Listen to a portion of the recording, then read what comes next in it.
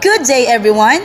We are from Naic National High School covering our research presentation entitled Academic Motivation Among Grade 10 Students with Math Anxiety, Basis for an Enhancement Instruction Program. I'm Diana M. Hinahon. I am Nickjan P. Hermoso. And I'm Elenie H. Novero. Mathematics is still one of the subject areas where young Filipinos find this as the most abstract and most difficult area. According to 2015-2016 Global Competitiveness Report of the World Economic Forum, the Philippines ranked 67th out of 140 countries in quality of math and science education and 79th out of 138 in the 2016-2017 data. The underachievement of Filipino learners in mathematics can be traced back to lack of motivation and math anxiety. When French mathematician Laurent Schwartz was in high school, he started to worry that he wasn't smart enough to solve math problems. Maybe you know a similar feeling. You sit down to take a math test, and you feel your heart beat faster, and your palms start to sweat. You get butterflies in your stomach, and you can't concentrate. This phenomenon is called math anxiety, and if it happens to you, you're not alone. Researchers think about 20% of the population suffers from it. Some psychologists even consider it a diagnosable condition. But having mathematical anxiety doesn't necessarily mean you're bad at math. Not even close. And in some cultures, being good at math is a sign of being smart in general. When the stakes are that high, it's not surprising that students are anxious. Even Miriam Mizrakhani, an influential mathematician who was the first woman to win the Fields Medal, felt unconfident and lost interest in mathematics because her math teacher in middle school didn't think she was talented. So if you experience mathematical anxiety, what can you do?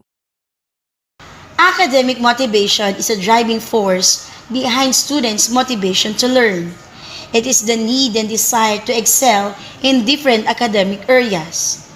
Academic behaviors can be seen as intrinsically motivated, extrinsically motivated, or unmotivated. And as a teacher and researcher, there is no single answer to the question, what is the best way of teaching this lesson so that every student is motivated?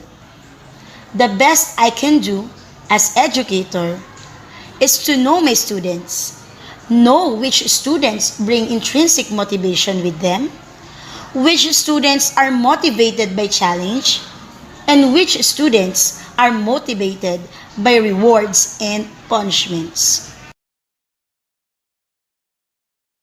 For our research questions, our study aims to determine the academic motivation of grade 10 students of Naic National High School who exhibited math anxiety. Research question number 1. What is the demographic profile of the grade 10 students with math anxiety in terms of sex? 2. What is the academic motivation of selected grade 10 students who exhibited math anxiety? Number 3.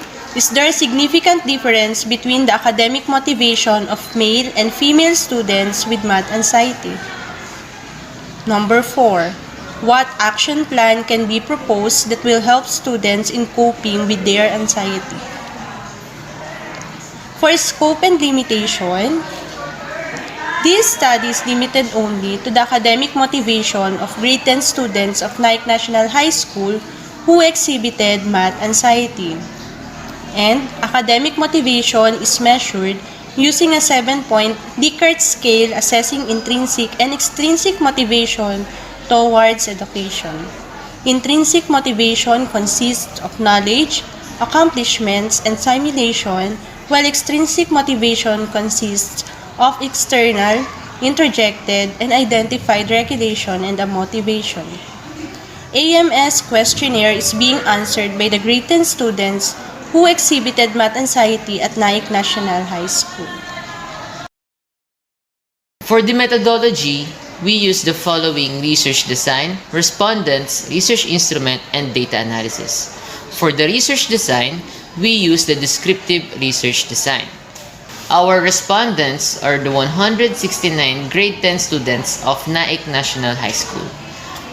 The research instrument used in our study is the Academic Motivation Scale AMS questionnaire by Vallerand in 1992, which consists of 28 items and 7 subscales, and data analysis were done by using the SPSS and collecting the mean, SD, and t-test of the test results. Here are the results of our research.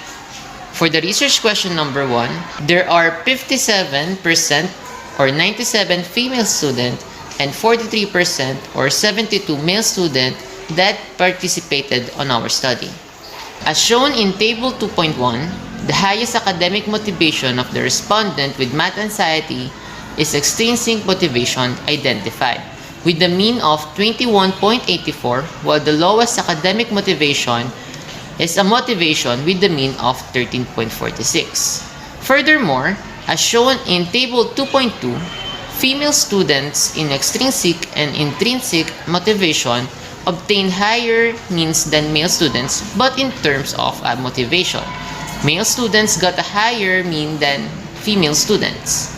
It reveals that female students are highly motivated than male students, to the extent that the behavior becomes valued and judged important for the individual, and especially that it is perceived as chosen by oneself.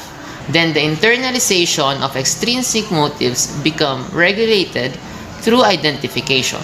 The individual might say, for instance, "I've chosen to study tonight because it is something important for me."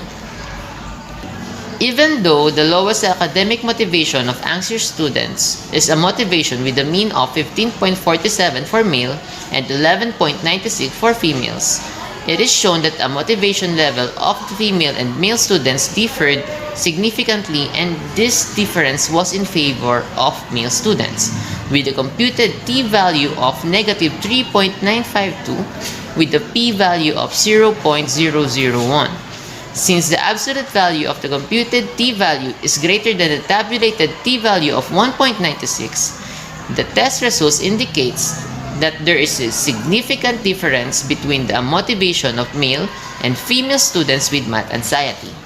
The same conclusion can be drawn from the extrinsic and intrinsic motivation of male and female students with math anxiety. Since the computed p-value is 0.218 and 0.239, which is greater than 0.05 level of significance, the null hypothesis should be accepted. Therefore, there is no significant difference between the extrinsic and intrinsic motivation of male and female students with the mathematical anxiety.